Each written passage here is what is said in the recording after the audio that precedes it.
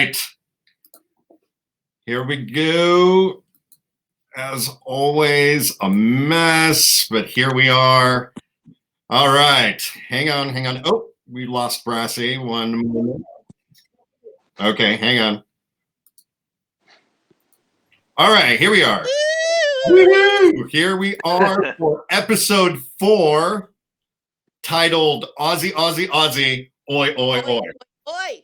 Right? And I think you know, nothing really captures Australia like Aussie, Aussie, Aussie, oi, oi, oi. So really glad to be here with you guys. Why don't we go through some introductions? Yep. Monsieur Dingman. Hi, I'm Dan Dingman. What are you drinking today, Dan? Today I've got an Australian white. Nice. Oh, nice. Very apropos. Very pleased with that. And I have a hidden can of beer. Also very apropos. I will be getting my drink here in just a second, but I too will be drinking. I'll be drinking a cider. Oh, nice. Yeah, I have a blood orange cider that is coming my way. I'm afraid I started everything without actually. Mrs. Lamont, she's got me. So yeah. So I'll be drinking a blood cider. Okay. Miss Brass, what are you? I mean, we see what your avatar is drinking, but what are you drinking? Okay. Well, I'm drinking the Fosters of England. I'm drinking a Twinings hot tea English breakfast, extra bold. Oh, that's a good one. I am like that. I am drinking the reason that England has taken over the trade routes. I'm drinking the problem. Very nice. The tea trade. All right. Drinking the problem. I like that. I'm drinking phrase. the problem.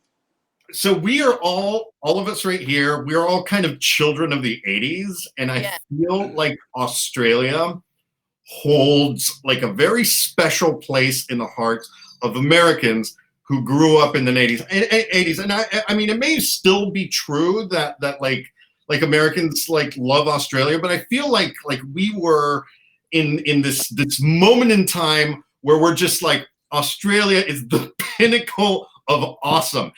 And I don't think it wasn't the pinnacle of like culture. I think we can all agree that Australian culture is basically hold my beer, watch this. Yeah. But I do think that like for all of us, like we have like this kind of thing where we saw like Australian things and they were super cool and it was super dopey but also edgy, right? And then also like Mad Max and Ozploitation, all of that stuff kind of came to us when we were kids. And so like Australia always has like a special place in your heart. And anyone disagree with that? I mean, no, I can't disagree with that. Not at all. What was your? They were like our cool, badder ass than American cousin that we got to speak to once a year. It was an extreme treat to hear from someone from Australia because we didn't have the internet to connect us. Agreed. Oh, nice. Yes. I feel like the internet has kind of taken away some of the coolness and mystery of Australia. That now it's been laid a little bit more bare, and we can kind of see more what it is. But you know, I think there's a lot to be said about how Australia like managed to capture our imagination, and really like speak to something inside of us, especially as Americans. Like we saw ourselves in Australia, and I don't know if we see what could have been. Thank you, Mrs. Lamont. Yay! Wow. There we go. Oh, very nice. Oh, in wow. Yeah, in Bubba Gump, Anaheim, California. Oh, well, awesome. I love that restaurant. Thank you. Tonya. Yeah, blood orange cider. Well, it's quite a dramatic drink, isn't it? Yeah. Maybe I should have drank this last week with Vlad the Impaler. Like it's very, very like Aleister Crowley cup there. Yeah, the famous Aleister Crowley Bubba Gump cup. Yeah, blood orange. He would love that. I figured, you know, shrimp. Sure, you know that works for Australia.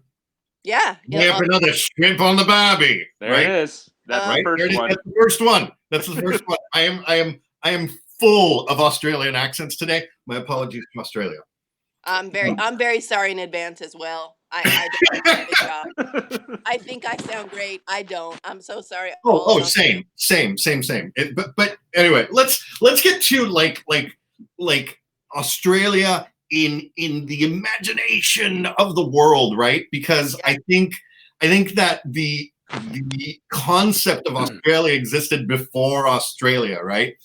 And so in the Middle Ages, right, and in the Renaissance, and for a long time, there was this concept of terra australensis or australis incognita, right, which means literally land to the south unknown, right, unknown to the south.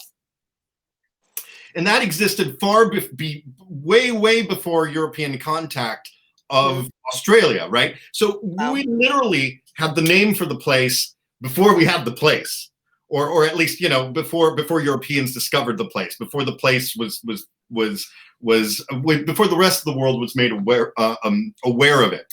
So and in these areas, right, like what's amazing about the thinking around this time is that those areas were just basically like, okay, so this is what we know, and then this is what we don't know, and what we don't know is, you know, covered in sea creatures and monsters, right? And I think one of the best things about Terra Australis Incognita is that it always had the caveat of hic sunt dracones. Anyone? Hic sunt dracones? Nope. I saw that on the outline. What do you think? I didn't look it up, but I didn't take Latin either. So my public grade education, something about the tail of I don't know, is it the tail of the dragon? I don't know. The end of Here be dragons. Oh, really? Yeah, here be dragons. Oh my god. So Terra Australis Incognita hic sunt dracones. Here be dragons. And literally that's it. And they left it at that for a really long time, right? Wow. And so I want to say something that's super like astounding about Australia, and that is that Australian history as it's seen, right? Like when you look up Australian history, it doesn't start until 1770. And that is absolutely shocking when you think about like what we know as the wide world, right? Like we have all of these cultures, all of these civilizations with long histories. Even South America was you know, like even the Americas were discovered. Yeah, I mean 1490s. It's got 200 years at least on Australia, 200 something on history. Right, and then those civilizations can be tracked back, and you can see that they were keeping time. They had a written language, but Australia did not. Right, yeah. and so much of Australian much of Australian history prior to European colonization kind of came from was just the Aboriginal, and not just right, the Aboriginal culture. I chose, by the way, this specific Aboriginal drawing because it looks like the guy has a giant nutsack. Oh yeah, you gotta have big swinging balls to live where you live. That's right. That's absolutely right. So there's a few things about like the terrain of Australia that makes it kind of like a unique thing. Number one, it is a continent, and this is going to come up again and again. We constantly think of Australia as kind of like this unique, this quaint land, right, of like wild British people, but really what it is, it's a full continent with what was essentially like which was eventually like a bunch of countries in it, and we'll get into that. But you think about the wideness and the vast space that it inhabited, and you can see how like different tribes and different groupings and developed in early history, and Aboriginal culture in Australia was there for about 50 to 60,000 years. Good Lord. Wow. Yeah, and Lord. then you think about that, and as untouched as they were by other civilizations, they were also untouched by the necessity to create metal tools, right? I mean, Australia is known for its mineral wealth, and yet these people did not tap into it, and they didn't. Well, they didn't exploit it. They didn't exploit it because they were living like the traditional harmony with the land of Aboriginal cultures is one of the things where they did not see the necessity to exploit the land, but rather live in harmony with it. And that's I think traditional of a lot of Indigenous cultures, and we'll see that. But you also add a huge expanse of desert into the terrain, and then you add, I mean, almost the literal draconies, the literal dragons, and that is the amount of insane animals in Australia that can and will kill you, right? So we're talking about, we're talking about a harsh, like sun-bleached landscape, which with a ton of a desert as part of it, right? With desert expanses all over the place, and then you add to it some of the most dangerous animals in the world, right? So let's just go through the top 6, right? Well, everything's like poisonous in Australia.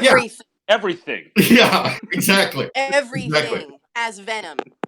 Yep. So you've got the box jellyfish. Good God. Right, which is the most like you think about seafaring cultures of the Pacific, right? And there's huge amounts of seafaring cultures in the Pacific, and yet the Aboriginal cultures of Australia, they were not necessarily known for that, right? If you go into the water and you encounter a box jellyfish, chances are you're not going to go into the water again, right? So it's fatal. You've got box jellyfish, you've got the taipan snake, which is one of the deadliest snakes in the world. That is, and they're fast too.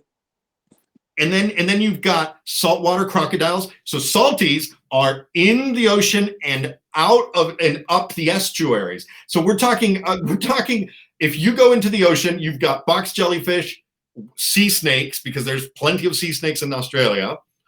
In fact, if you go on YouTube and you type in "snake Australia," there's plenty of videos of surfers going, "Oh, it's a snake," and just tossing it over the side, right? And then you've got the blue-ringed octopus, which fools you into thinking it's a sweet little clown. Deadly as shit. Deadly. Yeah. So the blue-ringed octopus is actually, I think, kills the most people in Australia. I might be wrong on that, but I think that might be the case. Fact checking.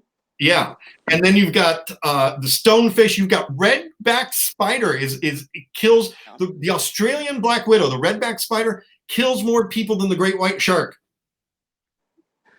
And the great white shark immediately follows the red-backed spider, right? So this is the natural dangers that exist in Australia, not to mention the fact that you have rabbit dogs that are bouncing across the terrain that will gut you with one kick, along with cassowaries who will also gut you with one kick, right? Chlamydia carrying koalas, you've got all sorts of animals and wombats and dingoes and all of these crazy animals that only exist in this area. In fact, even platypuses have poison spikes on their hands. So if you hug a platypus, poison. Yeah. Mad Max suddenly makes sense. Yeah. When you think of Australia, suddenly like a Sunday drive. Right. And so what we're going to see is that in the same way that nature and the natural dangers around folks were a natural impediment, it helped create sort of the Australian personality, the national Australian personality. And it's super interesting how that goes. And we'll get into that in a bit. But for now, Aboriginal isolation in Australia, just based off of where it's located and the terrains, made it kind of a unique space with primarily hunter-gatherer tribes, right? And those tribes were spread apart, and they were all small groupings. The larger ones weren't as large as, say, like the mega cities of the Americas, right? Where you walk into Tenochtitlan and you see like a city of about 500,000. I don't know. I'm just throwing a number out there, but a big city, right? Yeah, Right. And so you're walking into these sort of small groupings of hunter-gatherers. And the earliest known human remains there are in a dry lake in the southwest New South Wales called Lake Mungo. And we'll get into the naming of things in Australia as well, but Lake Mungo. And it has evidence of the oldest ritual cremation in the world, right? So we're talking ancient culture. And also in Australia, all of these famous cave drawings that we see, including Mr. Big Balls here, all of these date back about 30,000 years, which puts it all like this moment of cave drawing. Think about this. This moment in human development is right at the same time as the caves in Lascaux, right, as the cave drawings in Europe. And so what basically what you see is like a group that was developing almost at the same clip as everybody else, and then came up against what can only be described. Well, I mean, came up against box jellyfish and redback spiders, right? And the terrain, and said, we've got to respect the space around us, or it will kill us, and we have to learn how to adapt to it instead of fight it, because otherwise we're not gonna be around for very long. And I think one of the interesting things is that, again, just think of Australia as a huge place. And so talking about like there are different groupings, and the traditions and individual pieces of culture were all different. But in none of these different groupings was there like a written language, right? There were drawings, but it was never considered like a written language. And so it was a hunter-gatherer culture that existed for 50,000 years before Europeans kind of came in and started messing around there. And then you think about this, because when we talk about Australia, we tend to think about the big chunk, right? But there's one even weirder chunk of Australia, and that's Tasmania, right? Yeah, right. So there's like, whoa, weird, wild, and dangerous, and then there's Tasmania, which is wild, weird, dangerous, then some, right? And Right. so you think about like the isolation of Australia, and then you think about the isolation of Tasmania, and you're really like confronted with some pretty wild stuff. I do think it's interesting. I used to think that dingoes came to Australia with Europeans. That is not the case. The Aboriginal folks introduced the dingo, and in fact, the dingo's presence in Australia is what killed the megafauna, right? So megafauna, yeah, isn't that interesting? So megafauna are considered like the giant. There were giant kangaroos in Australia at one point, and giant giant ostriches and wombats and things like that. And the Aboriginal introduction of the dingo killed off that. But we are talking about like Ice Age giant cultures, right? Ice Age giant groupings that basically translated into the 1700s. Right. Well, thank God for the dingo, or we'd have giant wombats. Dingo, like my wombat. Those are like big teddy bears. Yeah, I can't imagine that, like, Australia. I don't want to hang around a giant anything, though. Yeah, that's what I'm saying. But like, everything's mean in Australia. Like, we all love the koala bear, but it's like the grumpiest animal there is. Right. And like Alf pointed out, disease-ridden. I didn't know it had chlamydia. that sleep with each other and give each other STDs. My God, we're all theater kids, but this is over the line for a cute animal. And their thumb thing is weird. 2 thumbs. Oh, what do you wow. need 2 thumbs for? Well, as far as the blue ring octopus being the most deadly animal, it's not showing up as charts as it's not showing up in the charts as one of the most profound killers, but it does say that there's enough toxicity in this little baby octopus. It's only little. It doesn't grow to be a full octopus. It's only little. It's got enough toxicity to kill 26 men in one bite. Ooh. 26 men can die of this venom inside this little baby cute thing. And Alf, for the James Bond fans, this is the octopus in Octopussy. Oh, look at that! Oh, interesting. Yeah. Wait, does Octopussy take place in Australia? I think no, it's sir.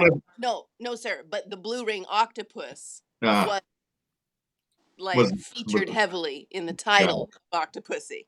Got it. Along with you put your jewel that you've stolen from the circus, you put it inside the fish tank and let the octopus guard it. And if anyone reaches in there, the octopus kills you. That's pretty awesome. Very James Bond. I'm in. And now I know how to guard my jewels. All right. So we are talking hyper isolated regions, like really like crazy isolation. And to that come Europeans. It's the great, yeah, right. It's the, do you have a flag? And to that. Sure, we asked that. Yeah, and so. Sure. And so in it's interesting, right? Like this is classic European exploration. So Australia, the first known landing was by a Dutch navigator named Willem Janszoon, great name, Janszoon Janszoon in 1606 in Van Diemen's Land, Tasmania. And Van Diemen was what they called Tasmania, right? Van Diemen. Oh, wow. So in 1606, the Dutch land there, and they're like, okay. And that's it. And what you'll see is between 1606 and 1770, a lot of people going by and going like, ooh, wow, okay, that's intense. That's intense. And just kind of sailing right by. And I think what's really interesting is then Captain Cook in 1770, and oh boy, Captain Cook, he is something else. Yeah, he shows up a lot. Yeah, and hang on, we're gonna. Oh, here's a really great image of an Aboriginal Australian in basically like battle pose, right? And that's a boomerang, and that's a wooden shield. But again, no metal tools, right? And I think that's interesting, and also interesting because it's a freaking photograph, right? Yeah, rare. Yeah. So let's go to Captain Cook landing in Botany Bay. So for those of you who aren't watching this on YouTube, this is the image here is of English people in tricorn hats, what we know to be the like classic like colonial look, and they're like, look, people with spears. And they're on boats, and on the beach look two very agitated Aboriginal Australians pointing their spears at them, and what one can only assume the one at the front is Captain Cook going, I say, do you have tea? Yeah. And the Australians going, not looking very excited. And Captain Cook and his kind of journey around the world and his discoveries, it is classic British discovery, right? Like to this day, the name Captain Cook means exploration and all of these kind of and it has this mythology to it. But really, he was horrible. He was terrible. He's as bad as like British colonization gets.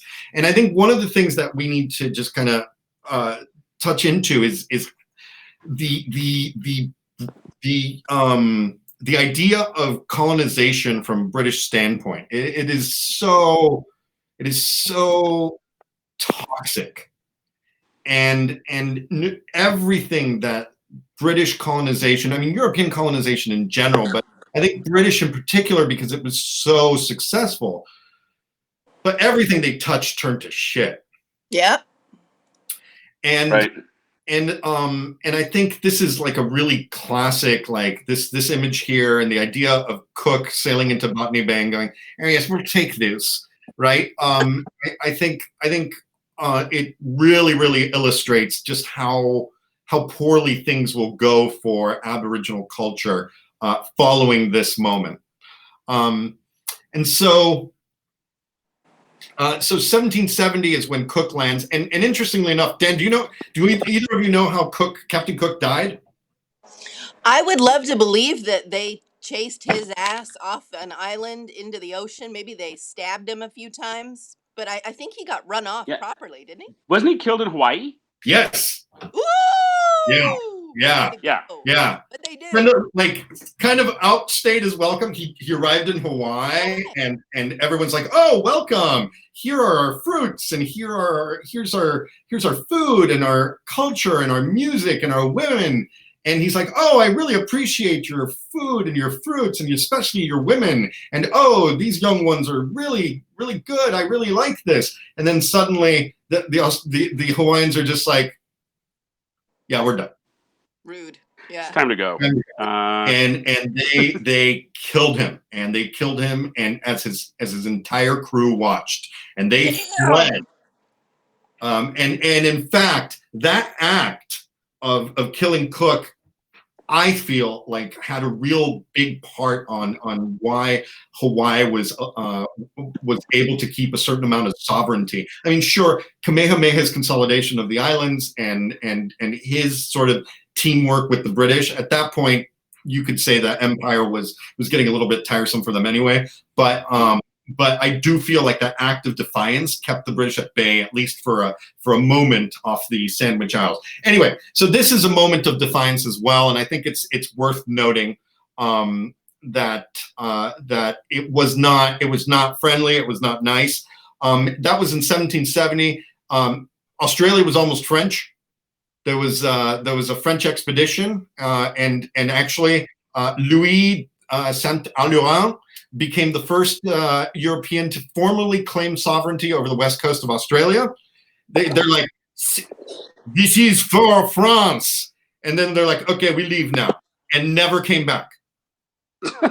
Right? Well, but I'm sure they were astonished at what they found there, and just but also they were busy. Oh yeah, they had other things. Yeah. Right. What year were we at again? We're at Tell me the year again. 1770. We're at 1770, 1772. So Okay. from a global standpoint, shit's about to hit the fan. Right. Right. Really? Yeah. They had just lost their North American empire at that time. Not yet. Oh, the French or the French? Yes, the French. Yeah. So the British had just taken over Canada, right? And so that whole northern part of the United States and North America had just been taken over. So the French were hurting, and they were looking to hurt the British. So you're talking about like the British basically bankrupting the French at this point in time through wars, and the French just basically not being able to have the kind of money that it would take for colonies. So 1772, cool. They're like, we now claim this colony. Never happened. They claimed it, and then they went away and never came back. King Gustav II showed up in 1786 in Swan River, and then and that's from Sweden. Never came back. Totally, they referred to the Swan River colony, Swedish colony, as stillborn. Yeah. And it wasn't really until 1788 that economic, technological, and political conditions in Great Britain made it possible for them to go and send what is known as the First Fleet. So the statement by the British is, I quote, a single province, which beyond all doubt is the largest on the whole surface of the earth. That was their goal for Australia. And now you think about these people, and they have provinces in China. They have all of India. India is enormous, right? They have all of Canada. They have all of the United States. And they are still thinking that Australia can be the province with the largest surface on the earth. And so, with that in mind, with the maps that Cook made around Botany Bay, which is basically Sydney Harbor, right? They take all of their learning from the Americas about what it takes to start a colony, right? I mean, we had some brutal moments with colonies, right?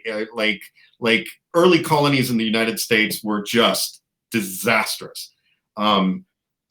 Starvation, battles with the native folks. Like it was, you'd lose a colony a day in the U.S., right? Like lost colonies of what, Jamestown, right? Jamestown was a disaster. Roanoke colony, right? Yeah. We What's never the one where they figured that out. just all they found like years later was just scribbled into a tree, like a word. What was the word? Sorry, we'll talk about it later on another episode. But like Croton or something like that. Yeah. Krakatona or something like that. Yeah. So they're just like, okay, we've learned a few things. Now think about this. This is 1788. What happened between 1772 or 1770 and 1778? Dan. The United States. Yay! Yeah! Woo! Woo! Yeah. So they just lost a major part of their empire. Yeah. Right. And a major part of their empire, right? And so they're mad about it. Yeah, and they're looking to make up for that. So they take all of the lessons that they learned from the United States. And in 1788, think about this. They send the first fleet to Botany Bay Colony in 1788. The U.S. War of Independence ended in 1783. So we're talking like 5 years after they lose in the U.S. They're back at it again. They are not skipping a beat. And what's interesting? Oh, go ahead. Were you going to say something, Dan? No, I just said they did not skip a beat. They were driven. Exactly, right? Because you lose something, you're just like, got to make up for it, right? So rebound. They're in a rebound relationship with the world after that. Oh boy, and what a rebound. So what did they learn about colony building in the US? Well, they learned that you don't want to send your good farmers and your hardy folk on the first go at it, right? Because then you lose them, like Jamestown and Roanoke, right? And so you're just like, who do we send? Well, the British had been sending folks, prisoners, to the U.S. for a while, right? Like Georgia. Exactly. Oh my God! So much explained about Georgia. That's what Georgia was. Yeah. And so what you get is they want to basically figure out how to export all of the folks that are gathering up in their prison ships, right?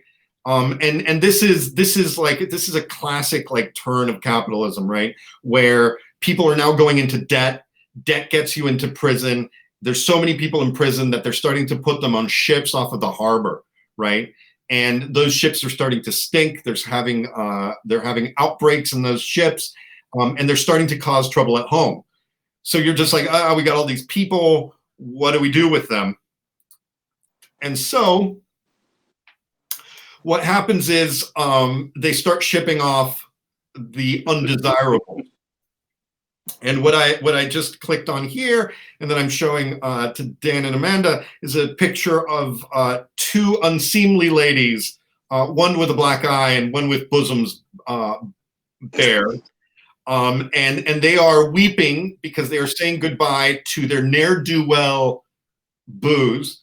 and there's a guy pointing them towards a ship, and that is how Australia started. And in my sweet, well-wishing, well-thinking heart of hearts, I wanted to say, you know what? These were mostly debtors, and these were people who didn't have means, and they were farmers who their landlords took advantage of. Yeah. And it's not like all of these folks were terrible people and ne'er-do-wells, right? But the reality is that a hardened criminal in 1788 is pretty hard, and those who survived the journey made it to the Botany Bay colony, and it was crazy, right? Like Botany Bay is where Sydney is, and Botany Bay is kind of like a nice area. And what we'll like learn about in just a second here is that it was inhabited, and it was somewhat lush, and it was more than other places, right? More than the outback. It was primed for the agriculture, which is really what they were looking at, right? To form a sustainable colony, you have to be able to feed the colony. In order to feed the colony, you have to have crops. You need farmers. So, sorry? Nothing, go ahead. Yeah. So what we have is basically you're transporting these people to what's like another planet. And the first crew of settlers landed on January 26th, which is now called Australia Day. So this is their national holiday. They're like, oh, the convicts landed today. Let's celebrate, right? and so they commemorate this that over 1,000 settlers, including 778 convicts, 192 women, 586 men, arrived in Australia on January 26th. And then between 1788 and 1868, right? That's almost that's a little under 100 years, 80-year span. Approximately 161,000 convicts, of whom 25,000 were women, were transported to the variety of colonies there in New South Wales. They transported them to Van Diemen's Land, which will become Tasmania later.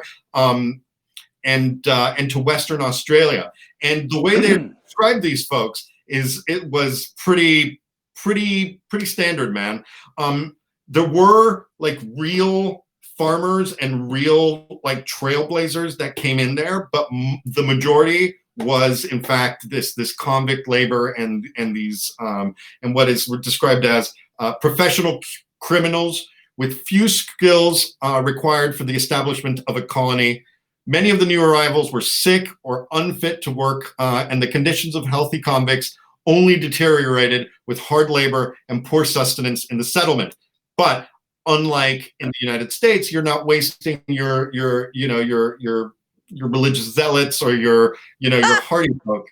You're sending your convicts, and so these folks looked at as disposable. And I think this idea of the disposable humanity is something that will track Australia for a while, right? And give them and this is part of colonialism too, is this whole notion that you are not the mother country. You are lesser than, you are a protectorate, you are an arm of something greater.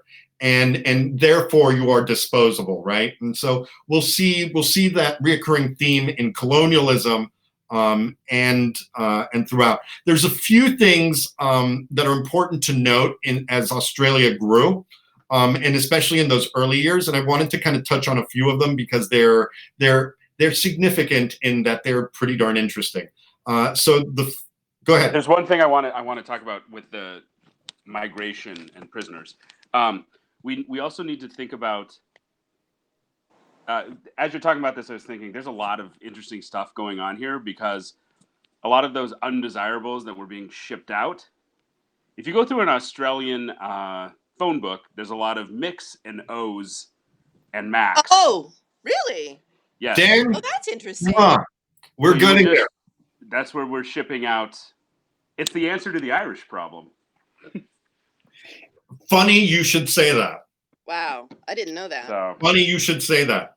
Indeed, indeed, and we're going to see the Irish issue come up in just a second. But I wanted to touch base on something pretty important, and that is indigenous resistance, right? In the U.S., for us, indigenous resistance has so many meanings, and it has a long story that even dates into the 60s and continues into the pipeline protests that are happening even today, right? Indigenous resistance in Australia. Imagine if the populations of the Americas, what happened in Spain is closer to what happened in Australia. Sorry, not what happened in Spain. What happened in New Spain in South America is closer to what happened in Australia than say what happened in the U.S. And that's because Western expansion in the U.S. Helped slow things down. The Rockies and Western expansion made its way through, but disease made its way through first, and disease absolutely made its way through the indigenous colonies. The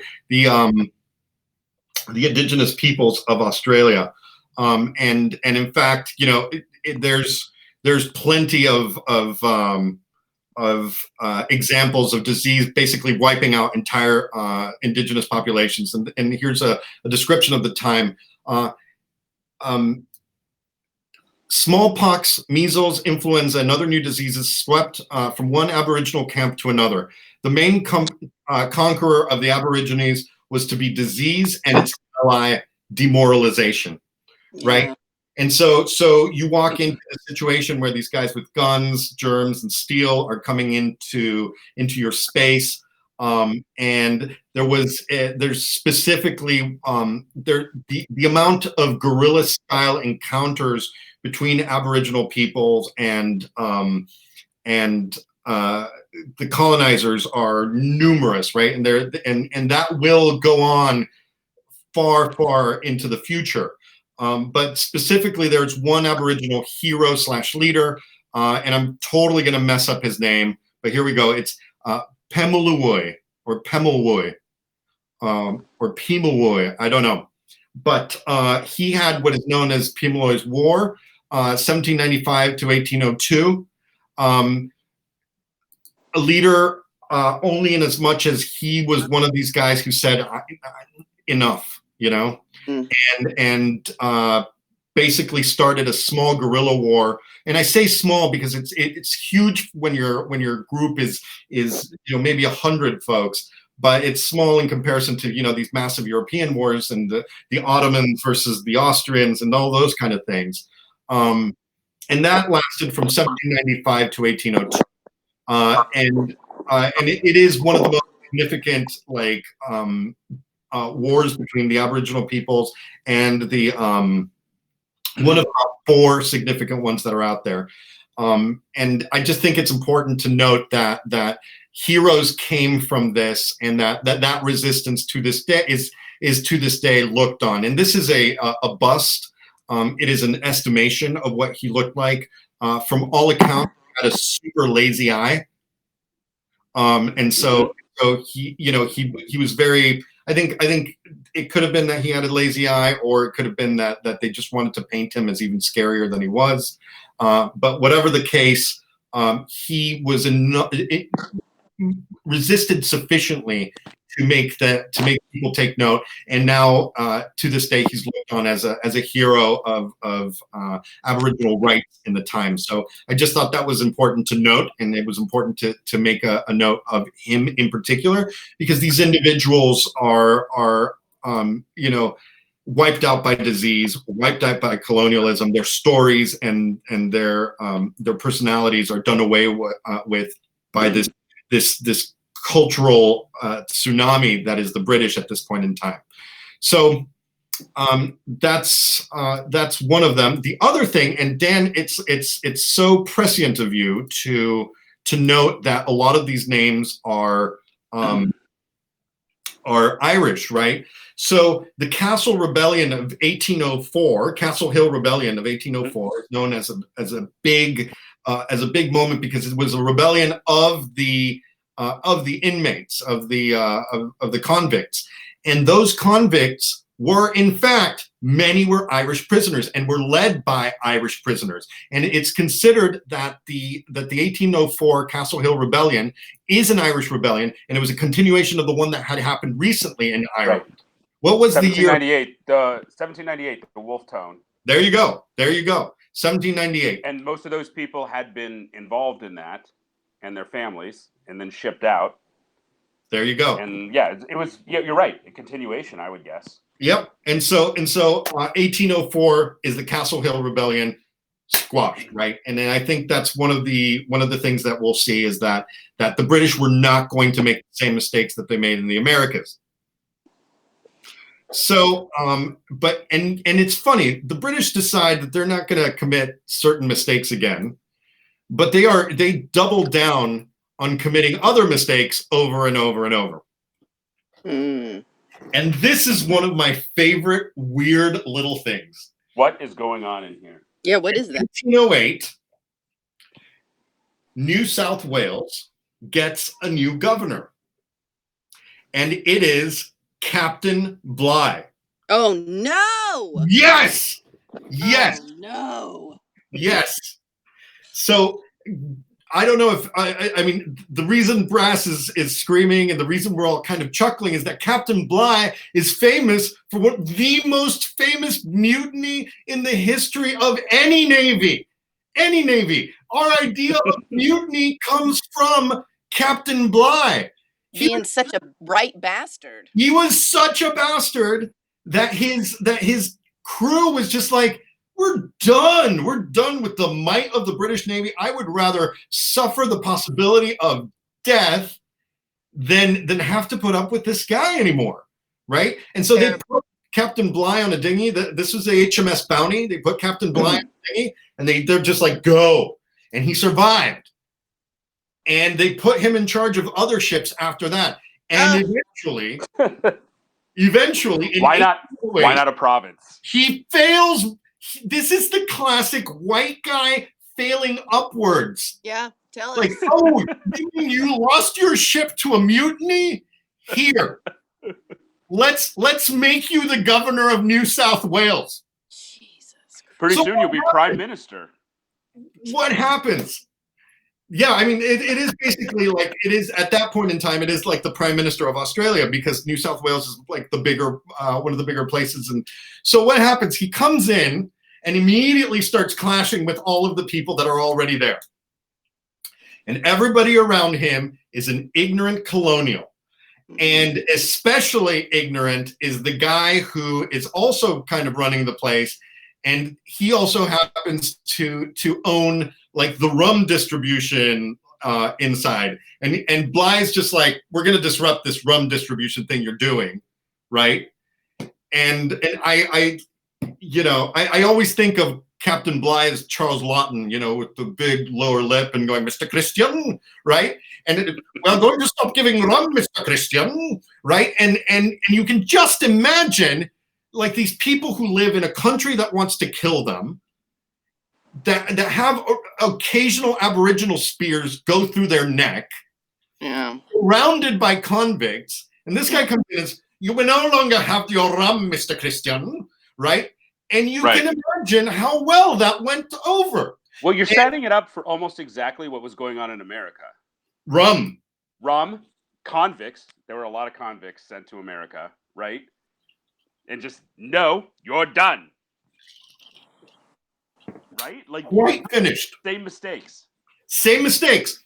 But they're not gonna make the exact same mistakes, right? So here's Captain Bligh getting dragged out from under his bed in this picture right here, in this image, and it's classic, right? Because you see the two soldiers dragging him out, and how smug does the officer there look with his sword that's watching this happen? Everybody's pretty much on the same side here as to like what that nobody wants Captain Bligh in there. So Bligh gets pulled out. They send him packing, right? And they replace him with a military governor. In fact, military governors were going to rule this space for a really long time. But one of the things that I do want to continue saying is that Indigenous resistance continued throughout the history of Australia, and despite disease wiping out these populations, there were, as they described at the time, 1,000 isolated occasions of shootings and spearings. Right, and so we'll never know the truth about what really went on here. No. There's no accurate record keeping here. Sure, and when one culture doesn't have a written language, right, and that's the culture being wiped out, all we have is the culture that's doing the wiping out to tell us exactly what's going on. And this is an image here, and it's difficult to see, but it is basically of Tasmania, right, where when things are going bad, things are going worse in Tasmania, right? And so the confrontation between the Indigenous peoples and the British in Tasmania is pretty hardcore, and this is a good visual representation of that. So I'm interested in this. This is an interesting image on what's being told. Like, we've got the people, and then there's soldiers, and the Aboriginal people are meeting, and then an Aboriginal looks like kills a settler and is hanged, but then the settler kills an Aboriginal and they're hanged, or maybe that doesn't. It's an interesting image. Yeah, I mean, and that is, you know, attempts at being even-handed as you're decimating the world around you. Right. So yeah, so I think it's suffice to say that from this, we can say that the everything up to the mid 1800s was a pretty wild time. So you think about this, they landed in 1788, and they did not get around to actually starting to map the rest of the place until 1872. And so what ends up happening is that like we're looking at exploration of the entire continent as we see it in the late 1800s. Now you think about like in the mid to late 1800s, and what you're thinking about here, just one of the things that I think is just unbelievable is that Ayers Rock, Uluru, right, the famous giant rock, the sacred site for Aboriginal people in the center of Australia, basically the navel of the Australian universe, was not mapped by Europeans till 1872. Jesus Christ! It took them that long to get there? Yep. God. Here's what I think. Let's talk about why it suddenly got mapped. Yeah. Was there railroads going on? There you go. Right. Yeah. So railroads began to appear. And remember, we're talking about so they're just like, okay, here Australia, here Australia, here Australia, here Australia, right? And there's these kind of 6 different places that make up the Australia as we know it, and each of them were their own individual colonies with their own issues, right? Like they all had like all of their weird things going on. New South Wales, Victoria, Queensland, South Australia, Western Australia, and Tasmania, along with Fiji and New Zealand. That was all considered Oceania. All right, one thing. Australia, right? And so so it takes a long time for them to do this, and in fact, they do sail around and finally figure out like where all of these places are in comparison to the totality of the continent. Don't forget, it's a continent. And then finally, as they figure out where they are, they start diving inland, right? And they start heading towards the interior of this place, and so Uluru was not mapped by Europeans until 1872 during the expeditionary period made possible by the construction of the Australian Overland Telegraph Line. So let's put this into perspective. What's happening in the US in 1872? Well, we're finishing out the Civil War, and let's see. Our transcontinental railroad was completed in 1869, and we've got westward expansion. Is this homesteaders? Westward? Yeah, I mean, this is when it really starts to blow up, right? This is the Wild Wild West, right? So we're talking Wild Wild West time for us is also Wild Wild West time for Australia, right? They are also conquering a continent. They're also spreading telegraph lines and railroads across the continent, except they're doing it as Brits, as English people, right? Or at least as English colonials. So in 1851, the Australians have a gold rush of their own, and I think it's pretty amazing here. Like, Australia is in fact a mirror image of the United States, right? Like, yes, 1849 is the gold rush in California. 1851 is the gold rush in Australia. There's a few years apart there. I feel Australia's almost more American than even Canada is in some ways, right? Like British North America, Canada. Yeah, we have a lot to going together. Yeah, but there's just so much weird stuff in Australia that, as you just said, it connects. Mirrors what's going on. And I think part of that is probably because Canada had a wilderness that they had to deal with. I mean, yes, the outback is insurmountable, but it's an insurmountable desert and plains, not literally impenetrable trees and mountains, which, as we remember from our Vlad the Impaler episode, tends to be what makes people stop here and go like, yeah, not worth it. And tundra. Here. Tundra, really. I mean, right? Even today, most of Canada is just South Canada. That's Canada. Yeah. So we are looking. So if you think about culture in the United States, and the Wild Wild West, and literally give it a new accent and drop it into the middle of Australia, surrounded by dingoes and snakes and octopuses. And that is what Australia is in this period of time. And I think one of the images that really struck me, and you guys will dig this, and I don't know if it's too visible, but it is. Yeah, this is a brush fire. Oh God. Oh wow. It's a brush fire, right? And that's also interesting right now because Australia just went through all of these fires. Fires happen in Australia, and what's interesting about this is it looks like the Oklahoma land rush. Right. Like if there wasn't a dead kangaroo sitting next to the body of that cow, you would think that this could very easily be the American West. Right. The dress is the same. The style, the wild horses all falling over themselves, the looks of the people, like all of it has that romantic period, and it is in fact like. It's a mirror of what we're going through right now, what we're going through in the US. I thought that was really, really shocking and like very telling. So one of the things sorry, go ahead.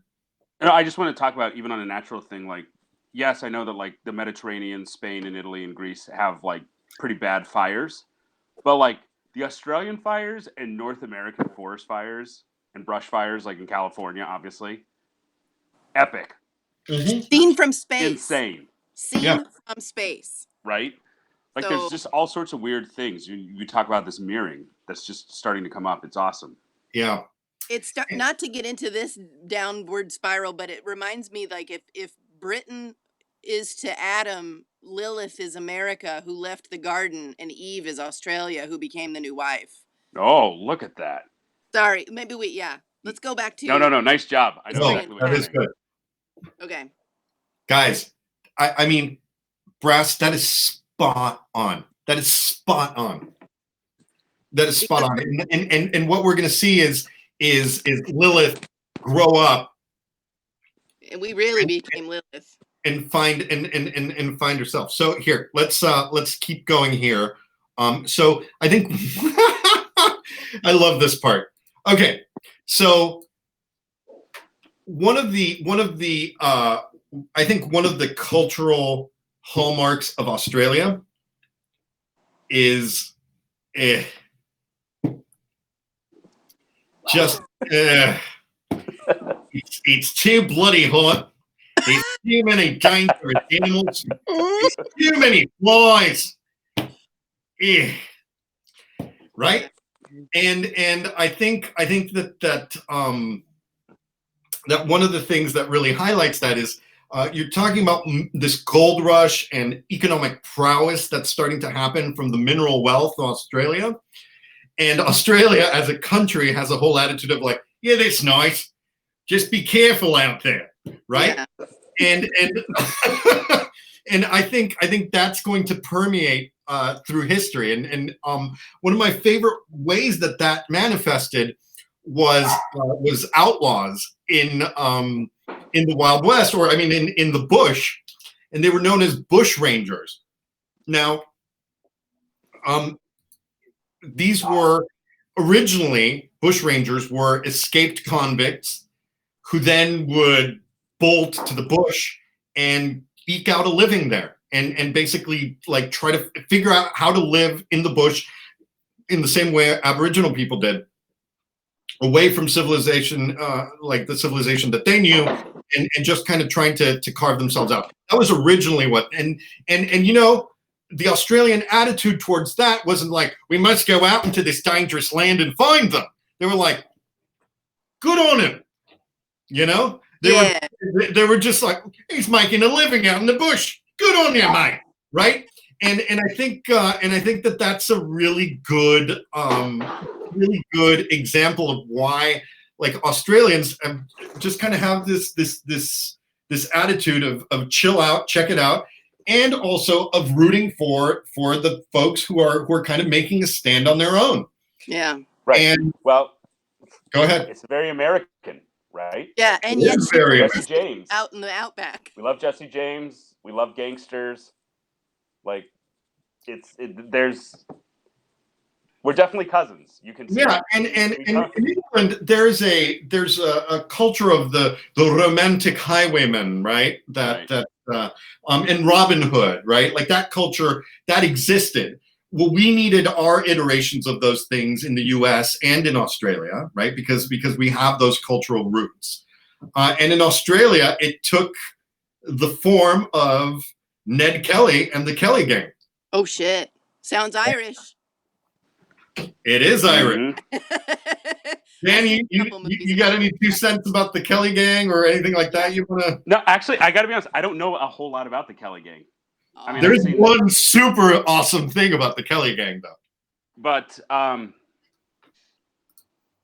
yeah, I as we've been talking and getting into the 1800s, late 1800s, there's only 2 countries that can make a Western: the United States and Australia. That's right. That's it. That's right. Our cultural experiences are similar, very, very similar. Except, like Australia is our younger sibling by 200 years, right? We landed like the Virginia settlements were in 1600, early 1600s, and Australia wasn't until like the late 1700s. So we had about a 200-year jump start on it, and that 200-year span is when we kicked off.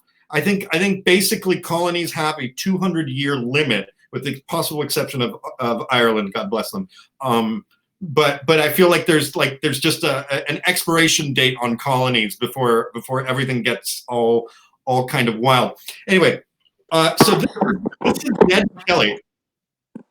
This is Ned Kelly and the leader of the Kelly Gang, and I think you can see a few things in these pictures here. The fact that he was able to pose for photos, right? Like that's very Billy the Kid.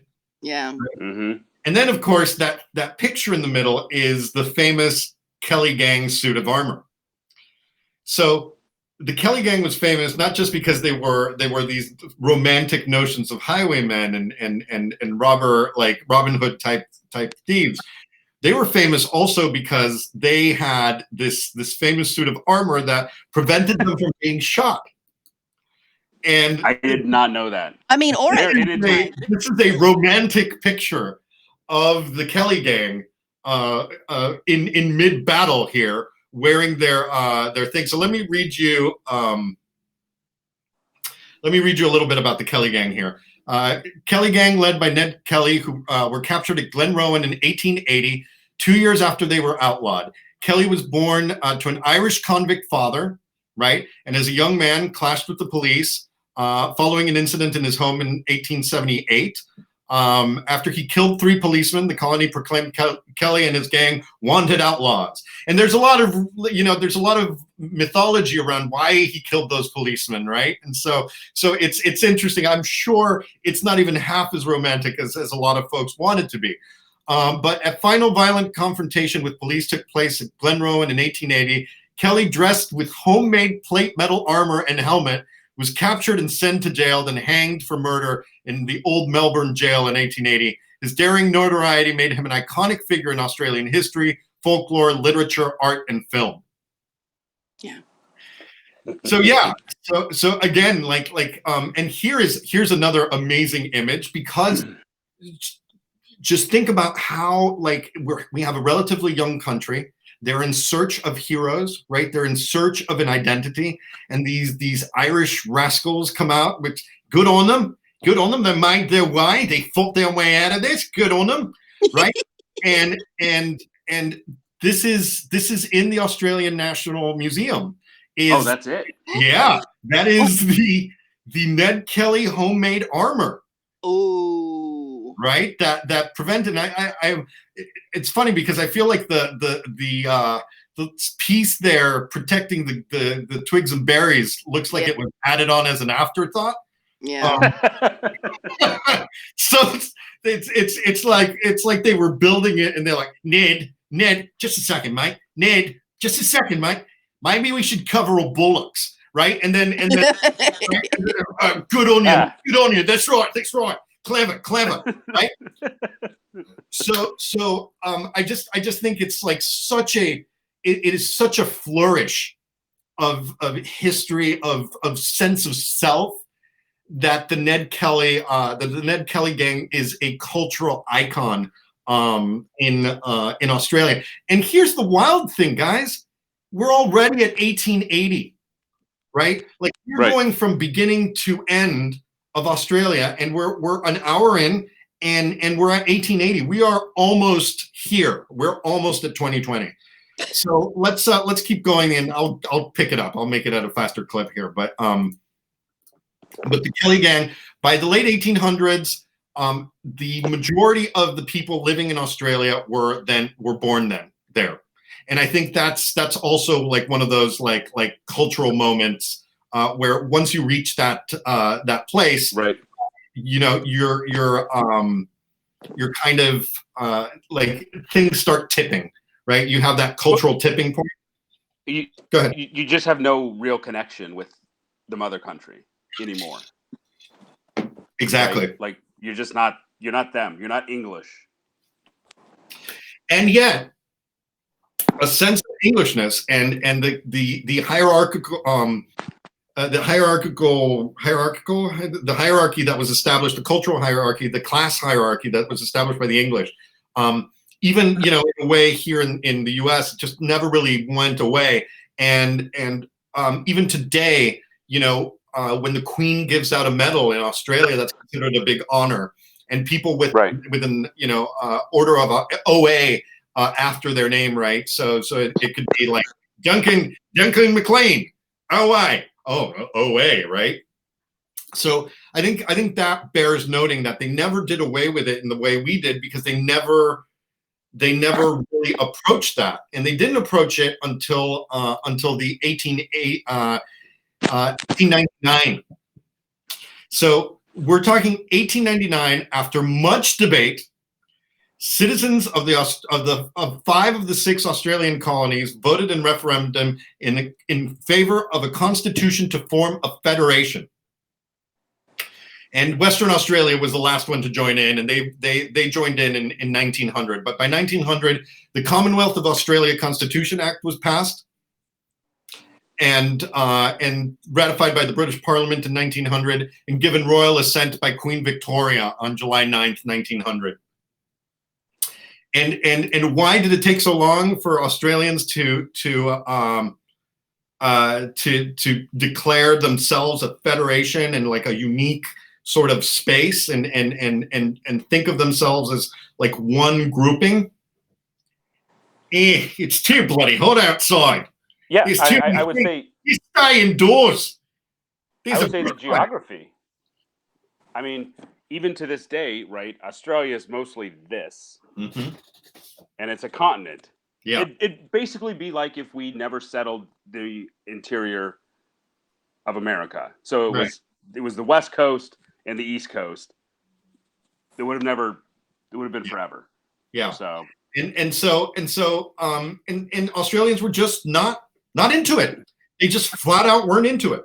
And what ends up happening is what's happening in this period of time, though, is the reason a federation happened is because there is a growing identity, right? And like we said, like you don't have that attachment. There's art, there's poetry, there's music coming out that is considered Australian, and you know the music is all funky, right? Like it's basically like country music, like what we consider with Irish influences, all of the usual stuff that we consider American.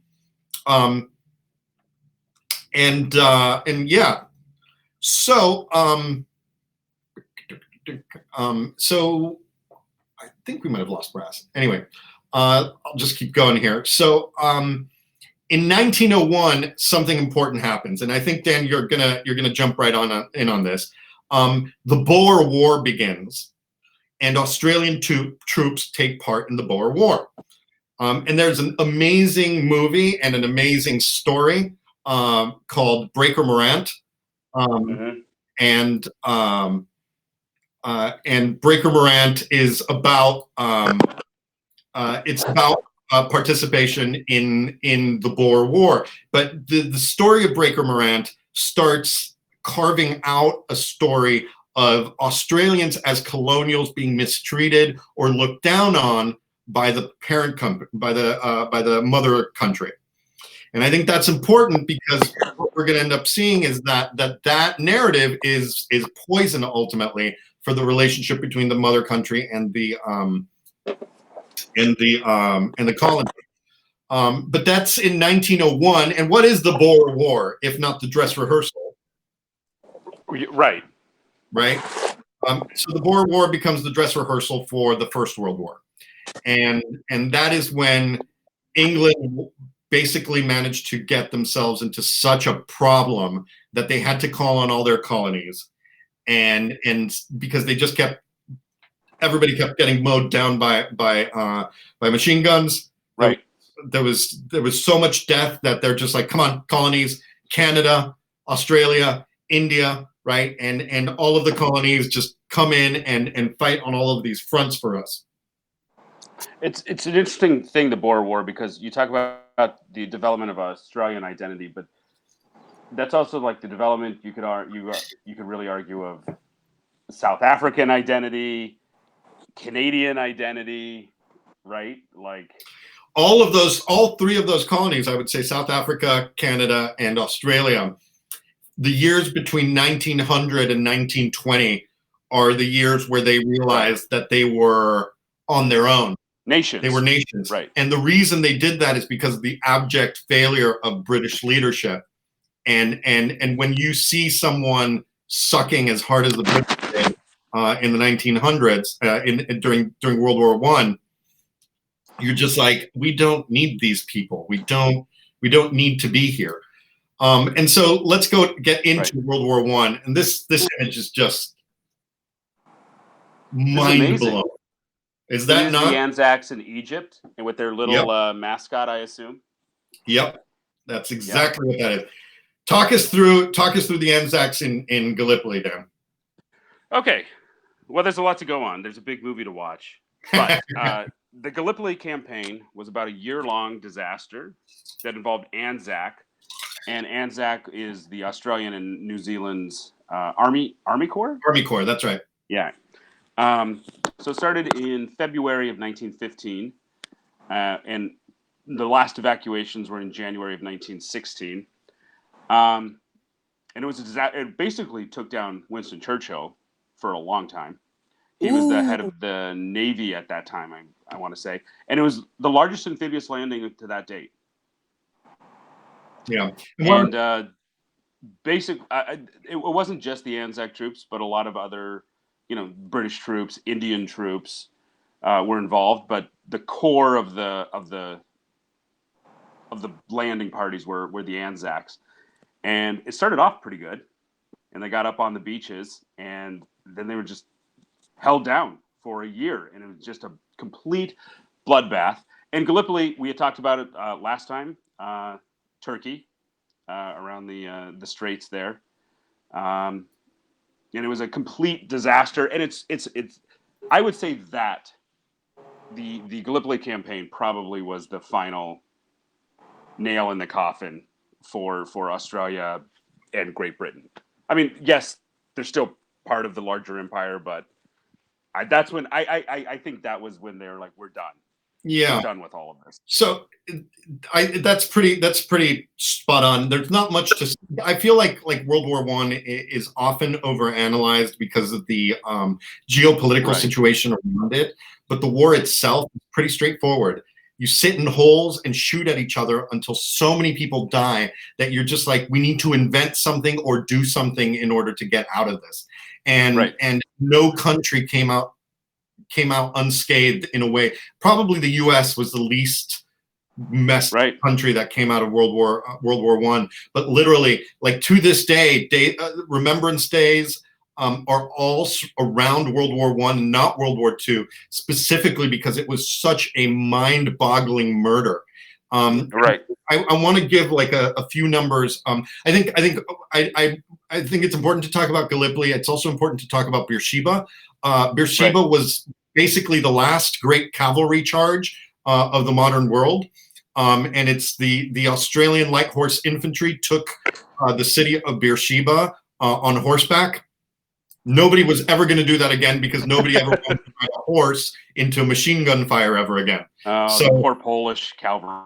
Yeah, right. But they actually we'll get to them later. Yeah. So I think it's just important to get a scope because Anzac Day, which just happened a few days ago. Really? Mm-hmm. Yeah, Anzac Day was last week. It's no. Go ahead. No. Anzac Day is marked on the first day of the Gallipoli campaign. So I think it's important to note that the psychological impact of Gallipoli still exists today. So just to give you guys like a frame of reference about like how impactful this was, and I do feel like there's basically 3-4 moments in Australian history that are definitive, and Gallipoli is one of them. And it's because there were 330,000 Australian men who Australians who enlisted for World War I. That's nearly half of the male eligible population. So imagine half the population of wherever you're at enlists. 60,000 died, 160,000 were wounded. That's 70% of the people who signed up for World War I from Australia either died or were wounded in it. And this is where the idea of why are we doing this to ourselves? What is the purpose? What does it mean to be Australian? What did we experience that nobody else experienced? And what's interesting is during the Versailles Peace Conference was the first time that Australia acted as an independent nation, and they were part of the Versailles Peace Conference as their own thing. So it was Billy Hughes, Prime Minister Billy Hughes, and their former Prime Minister Joseph Cook they sat down, they signed the international treaty, and Hughes wanted heavy reparations from Germany. And Woodrow Wilson was all about like, come on, we can't be too bad to Germany because they need to recover too. And Australia was no, we suffered. And at one point, Hughes declared, "I speak for 60,000 Australian dead. How many do you speak to?" Right? He pointed out the severe losses that Australia took to Woodrow Wilson. And that was a moment where Australia stood up for itself in the national stage and said, we also deserve that kind of treatment. Right. So I think that marked like a really important thing. And I think that all of World War I was a really important moment for Australia. That does not stop Australia from being Australia, right? So all of this happens and everybody goes back to Australia and they're like, well, that was crazy. It was too hot. Right. They were shooting too much, right? So 1926, the Statue of Westminster happens in the UK where they're like, okay, Canada, Australia, South Africa, all of you guys, right? You get to kind of rule yourselves in a sovereign way. You know what the Australians did? Nah. Good on you, right? And they didn't actually ratify it. Like they're like, that's right. They were already doing it. They did not see a reason to make it to make it real. So guess what? They didn't ratify that until 1946. It took them 20 years after to the war. Boy, What a statement. I think the British want to give us our own country. Well, we better ratify that, right? Right. So that happened in 1926 following the war, and then another definitive conflict for Australia. I don't want to downplay like how devastating the war was for the First World War was for Australia. But I do feel like it's important to note that among one of the most famous conflicts in Australian history was the Great Emu War God. of 1932. So I think the Emu War is kind of amazing and hilarious and terrifying all at once. But it does speak to where Australia was at the time, right? So, sorry? I cannot believe this is real. Yeah, this is real. So in 1932, there was the emus. They humped a lot, and the emu population grew huge. And at the same time, lands were being farmed in Australia by former military people. And these giant masses of thousands of emu came in and destroyed all of the crops and all of the lands that they had given these soldiers, who most of whom had been wounded, right? And so you see, like, kind of the Australian government's like, well, we got to do something, right? They can't leave them behind. So what the Australian government does is they send troops with machine guns to attack the emus. And so what happens is, I can't even. All right, here we go. So you can imagine they send basically like a few machine gunners to go shoot down all of the emus. They're just like, just cull them, kill all of the emus, just get rid of this. This is an actual description from the time. The machine gunners' dreams of point-blank fire into serried masses of emus were soon dissipated. The emu command had evidently ordered guerrilla tactics, and its unwieldy army soon split up into innumerable small units that made the use of military equipment uneconomic. A crestfallen field force therefore withdrew from the combat area after a month. The emus won. That's funny. Yeah. They wasted all that money on bullets. I mean, what right? And that is like, but that was an honest attempt by the Australian government to do something, right? A problem unique to Australia. Emus, which are, I don't know if folks all know what an emu is, but it's an ostrich. It's a discount bargain bin ostrich, and so here's more from the time. On November 8th, members of the Australian House of Representatives discussed the operation. Following the negative coverage of the events in the local media that included claims that only a few emus had died, Pierce withdrew the military personnel and the guns on 8th November. After the withdrawal, Major Meredith compared the emus to Zulus and commented on the striking maneuverability of the emus, even while badly wounded. That's funny. And I quote, "If we had a military division with the bullet-carrying capacity of these birds, it would face any army in the world. They can face machine guns with the invulnerability of tanks." It's kind of an interesting metaphor for the continent of Australia. Was like, look, people are optional here. Mother Nature will always win. Yeah. And even bringing those mass murdering machines, the machine guns from the First World War, the ones that decimated the Australian population, they barely made a dent into the emu population. Hey, you guys. Yeah. I have to excuse myself for 1 second. I'll be right back. Sorry. No problem. I know. When we talk, are we pausing? No, go on. Oh, okay. So,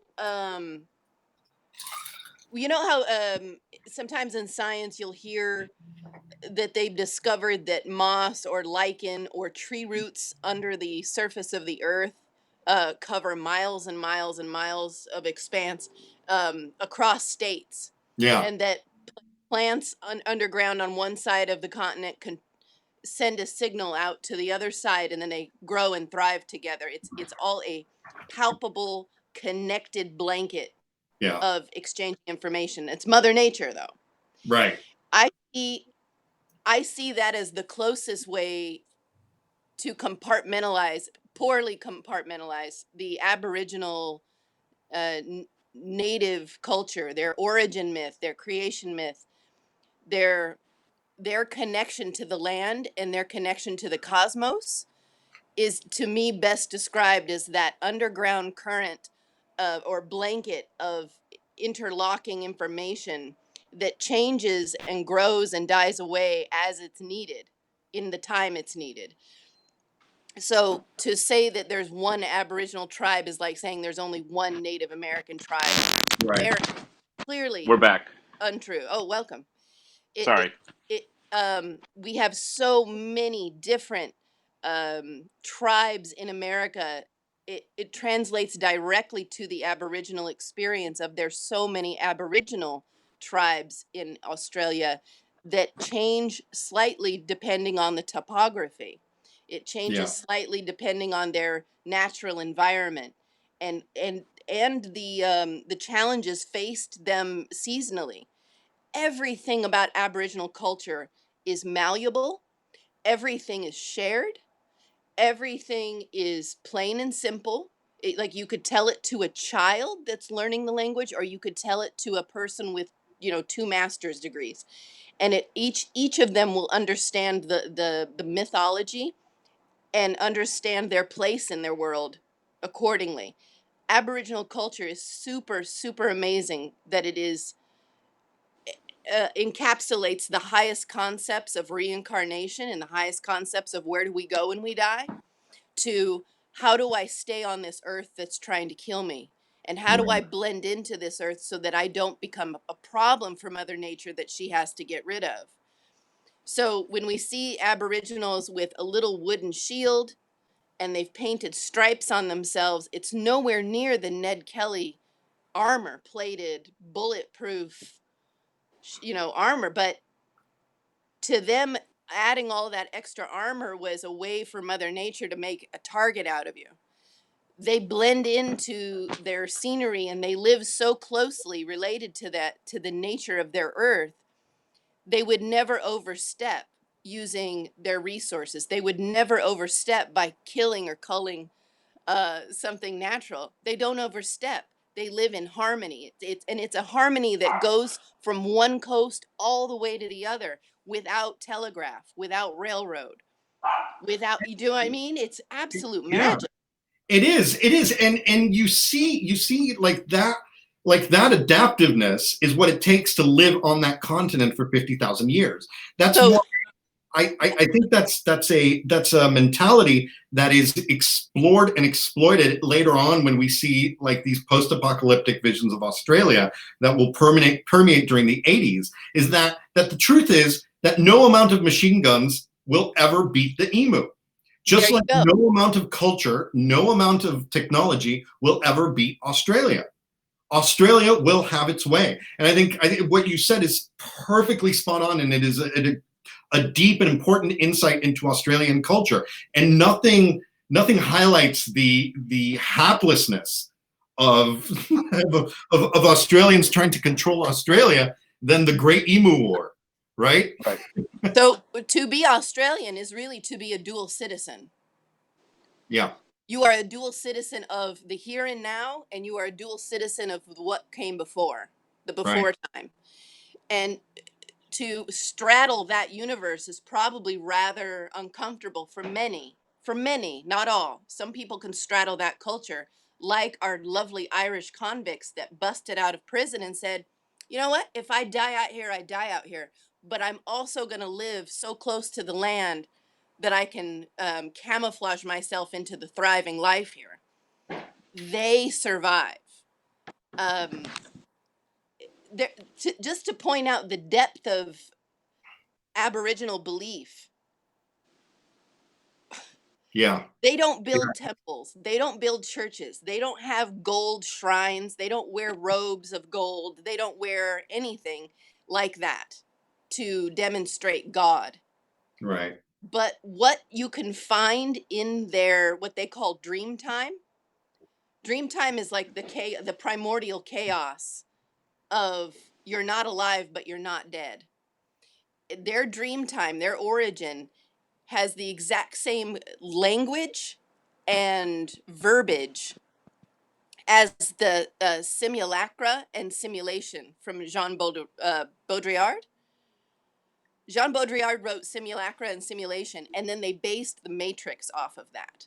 The Matrix is simulacrum and simulation by Jean Baudrillard. Okay, did I lose everybody just now? No. But I'm telling you, Aboriginal culture has these concepts of you are living in a matrix. What you are living in is a construction of your imagination, and chaos reigns beyond this realm. So get to know it. And it is so intense. Chaos does reign. It does reign, and we've seen it, right? Like we've talked about it. The three of us have already talked about that, and about how chaos reigned in the Middle Ages during the plague, and how chaos reigned in the Carpathians during the Ottomans' forays in there. And here we are, chaos once again reigning internally in Australia, and all of these attempts at controlling the chaos all fall by the wayside in a way that's almost embarrassing. And we've talked about, right, like what is man's understanding, right? Whipping yourself to get rid of a microbe, of a plague, of a virus, right? We weren't even washing our butts properly. Like, we weren't. Yeah. You dare say that our self-hygiene was poor at best. Yeah. No wonder we killed everybody we made contact with outside of the continent. We killed everybody because we're filth. Yeah. Wow, that is the best lesson I think anybody could have taken from the Great Emu War, I have to say. I mean, yeah, like absolutely.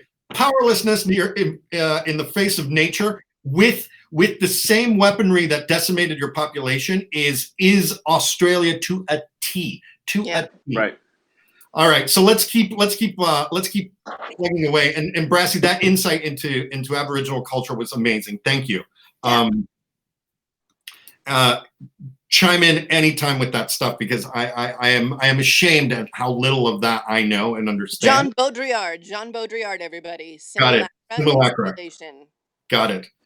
Based on the Matrix movies. I think it's important for us to note that that after World War I, the Australians continued into World War II. Here they are marching off to World War II in their shorts and capes. And again, like this is now like an identity. The slouch hat has its origins in the outback and in the police, the mounted police that would go out into the outback and try to hunt these wild west. It is the slouch hat is the cowboy hat of Australia, right? So this is now the Australian identity. And the Montana peak hat of Canada. There you go, the Montana peak hat of Canada. And so I think there's not much to say about. I mean, Dan, do you have anything to say about World War II and Australians in it? Well, I mean, they both the Australians and New Zealand. I mean, they took heavy casualties. It was interesting that they joined in to the war in 1939 when Britain joined in, and were sent to Europe, and then Pearl Harbor happened, and then they suffered their own. Let me get the date. Australia was actually attacked for the first time in their history in World War II at the bombing of Darwin, and it was basically a sort of a replay of Pearl Harbor. It was the February 19th, 1942. It was the largest attack ever by a foreign power on Australia, and they lost a huge chunk of their navy and soldiers and sailors. And then at that point, the Australians were sent back from Europe back down to Australia to fight in the Pacific with the Americans. But they seem to have a little bit of a, I don't want to say auxiliary, because they did fight in combat, but they were sort of auxiliary to the American presence. Sure. It seems from my research. Well, and that's I mean, that's just because of the size of the the militaries, right? Like again, Australia is comparatively sparsely populated when you compare it to the U.S. And I do want to say that Australians suffered the same kind of POW issues that Americans did during when they were captured in the Pacific by the Japanese. And there are emaciated pictures of emaciated POWs and POWs getting their heads cut off by the Japanese, and all of the impact that World War II had, and World War II specifically in the Pacific had on the U.S. Australia went through that too. And again, you see these parallels. They have their own Pearl Harbor. They had their own experience in the Pacific. They had they had mirror situations to the United States, but they were still the little sibling, right? The younger sibling, the less they were 200 years or so behind. And so, in the same way that after World War II, the U.S. went through the baby boom and the expansions of the 1950s, so did Australia. And I think one of the more interesting things about Australia and about how they tried to carve out their place in the world is that, again, there was a continuous mirroring of things that were happening in the U.S., right? And so there was the civil rights movement made its way in various ways down to Australia, and weirdly enough, Australia also participated in the Vietnam War. Yeah, because they didn't lost soldiers in combat. Yeah, lost soldiers in combat in Vietnam. Like, didn't you describe earlier? Oh, sorry. Go ahead. Pardon. Go ahead. Brass. Well, didn't you describe earlier that they had the British found themselves pinned down in a place that they thought they were going to easily go in and wash out, and they were like, "Oh, we got to get out of here. It's been a year. We can't make any headway." I was gonna say we experienced that all over again in Vietnam, where we thought, "Hey, let's go kick some ass," and then we're like, uh, Yeah. Yeah, oh." and but the Australians, and that's also like an interesting thing, right? Like here's an opportunity for Australia to go like, we're Australia and we've experienced this, we know better. We're not gonna jump into these foreign entanglements anymore because we've experienced like death at the hands of others for others. Let's not do this again. And yet they jumped right into the Vietnam War. So it's interesting. The desire to connect culturally, I think, affects some of the decision making in different countries, right? And so our desire to be English in a certain way helps, made the US a certain way, and the same goes for Australia. Their desire to be either English or American helped guide them in a certain way. And I wanted to use that as a preface to talking about this gentleman here. So the guy on the left, not the guy on the right. Yeah. JFK. Handsome fella. Yeah. We all know JFK, but the guy on the left is progressive, popular, kind of a ladies' man, Australian Prime Minister Harold Holt. Okay. And Harold Holt is an interesting character just because he was all up with LBJ, good buddies. He's the one that put Australians in Vietnam. But most interestingly about Harold Holt is that Mr. Harold Holt was the prime minister who disappeared. Oh my God. So Harold Holt one morning got up, as he usually did, went down to the ocean, got in his swimming trunks, went into the ocean, and disappeared. Nothing else. Was never heard from again. Great white. Body never found. Nothing. Wow. Right? And this is so imagine like Kennedy was killed on our watch, right? Yeah. Right. Disappeared. While we will kill ourselves in the United States with guns, Australia doesn't need guns. Australia will just kill you. Yeah. And so Harold, hang around 15 minutes. Yeah. So Harold Holt eventually found his way into the ocean and never found his way out. And they did the largest search and find operation ever in Australia's history. They searched for him for days.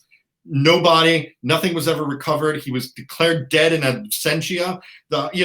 When something like that happens, obviously they're just like, well, a Chinese sub came and got him, or he was poisoned, or he committed suicide. The truth is, you don't need all of those hypotheses for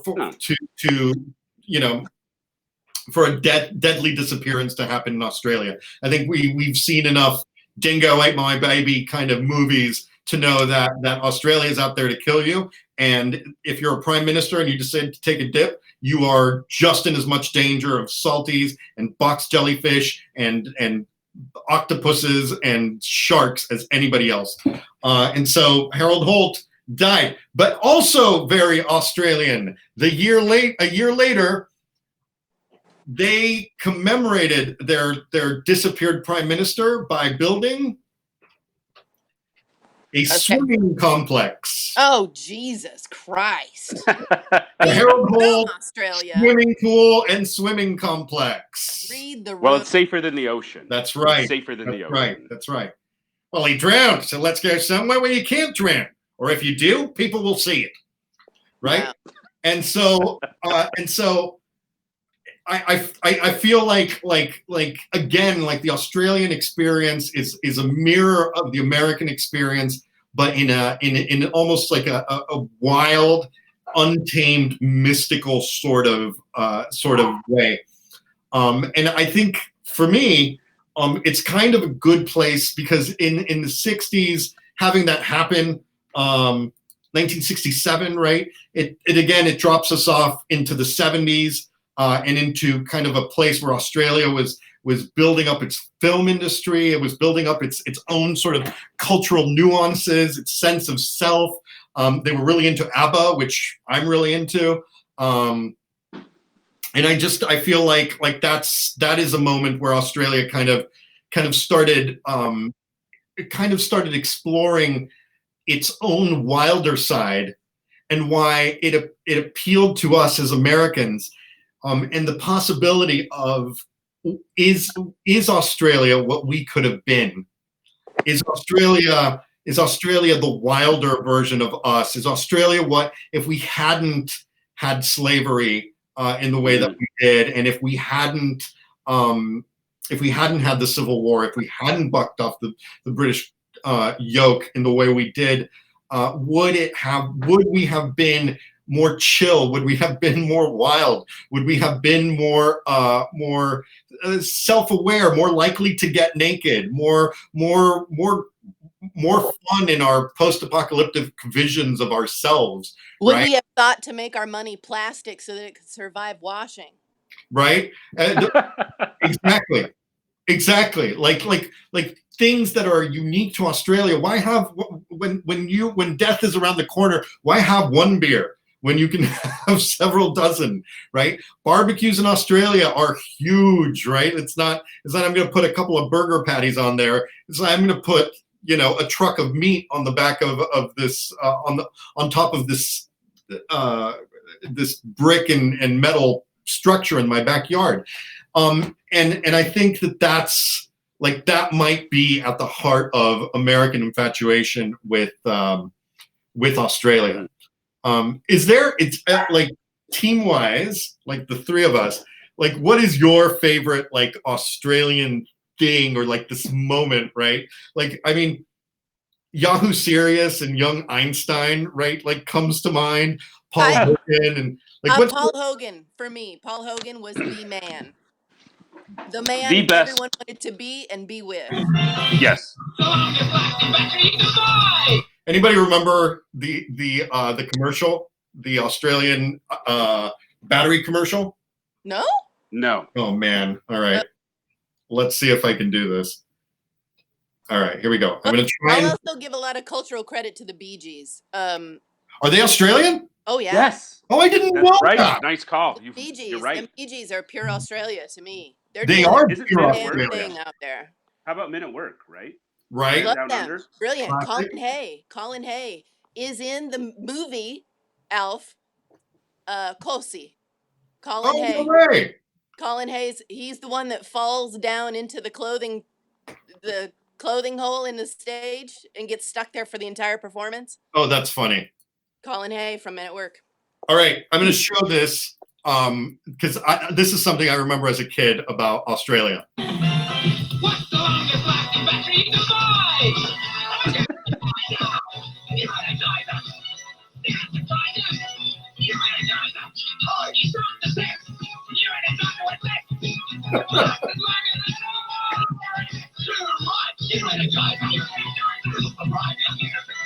Laboratory tests prove in most devices, Energizer lasts longer than any other battery. New Energizer. Jesus Christ! Yeah. So, Australia is America if we were all born with cocaine in our blood. Like, that was so intense. How could someone be so appealing and revolting at the same time? Yeah, it's pretty amazing, right? And that is like Mad Max, right? And like all of those like kind of crazy like there are great like there's documentaries on Ozploitation films and just kind of the Australian genre. There was a movie about a killer croc that was inspired by Jaws. And somebody saw Jaws in the US before it came to Australia. They made the Croc movie. They put it out on the same weekend as Jaws, and the Croc movie made as much money as Jaws in Australia because it had an Australian an Australian thought. And while in Cape Cod, a great white shark is like a scary other thing, in Australia, a great white shark attacking the beach is just another Tuesday, right? Oh. So for them, it had to be a giant killer croc. So I think it's amazing. And that's no knife. This is a knife, right? The Paul Hogan, Crocodile Dundee, like all of that stuff. It's just great. And it feels vibrant and it feels energetic. And even to this day, I work with some people. I have a client in Australia, and they are all beautiful and like they all do things like parachute and like like I'm just like, who are you people? Like, don't you like? Oh, I see. You have to leave so you can go spear fishing, right? Like, it's just amazing. It's an amazing group of people. They've made like a really amazing place for themselves. There's a lot of self-awareness, and there's also a lot of joy. And I think that's also partially because of being constantly surrounded by death, being constantly surrounded by danger. Right. It does create a certain amount of color and a certain amount of joy and exuberance. And it kind of like, it's too hot and it's too dangerous. Best live your day the best way possible, right? Right. That's just why it appeals to me anyway. Yeah. So, 3 things about Australia. Favorite thing of Australia or about Australia is Quickly Down Under. Without question. Brilliant movie. Great movie. One of the best movies of the 90s. Yeah. Another movie I wanted to bring up, though, because you talked about the disappearing prime minister, Picnic at Hanging Rock. Do you know about that?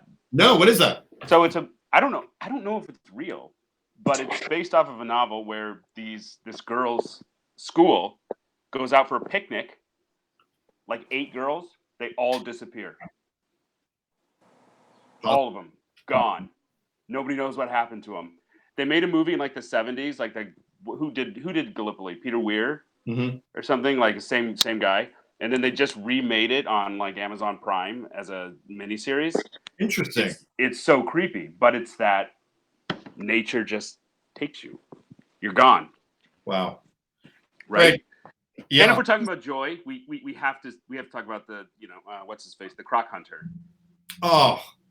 Right? Irwin. Come on. Steve Irwin. Yeah, Steve Irwin, thank you. Right? Yes. Joy, right? Joy in the face of danger. Like I still love watching this. Kindness and right? Like you're absolutely right. You're absolutely right. And that's, I think, what appealed to us about him is that we're just like, how can you be immune to this danger? Oh, he's Australian. But he got us excited about interacting with nature and animals. I was excited because he was having so much fun. Yeah. God, what a pure soul. So yeah. Bless. All right. He's great. Are we ready for show and tell? Yes. Go for it. All right. Let's start with Dan. What you got?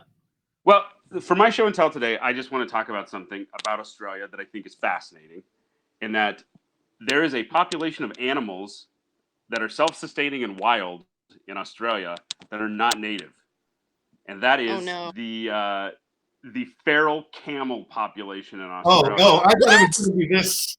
Are you serious? Oh, no. We can talk about this too. This is cool. This is the Anzac medal for people that served at Gallipoli. Oh, okay. This is also kind of cool.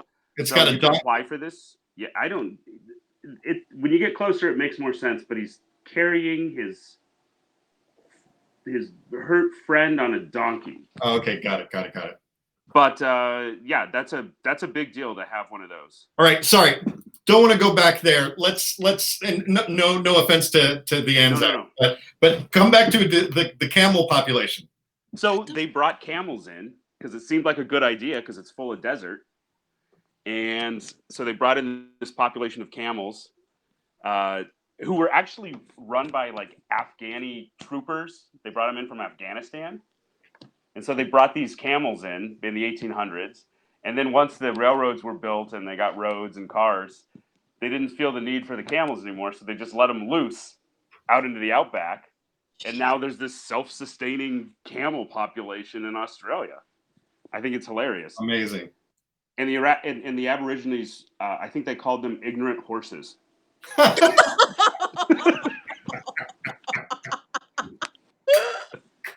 Good show and tell. Good show and tell. So they're funny. It's just one of those weird things, you know. Yeah. What you got, Brassy? I have, instead of a show and tell, I'm going to call mine no and tell. Okay. Because this is a no. Okay. All my life watching this movie, The Right Stuff, I have spent my entire life up until a few days ago believing that the Aborigines helped save the Friendship 7 upon its trouble with re-entry into our atmosphere.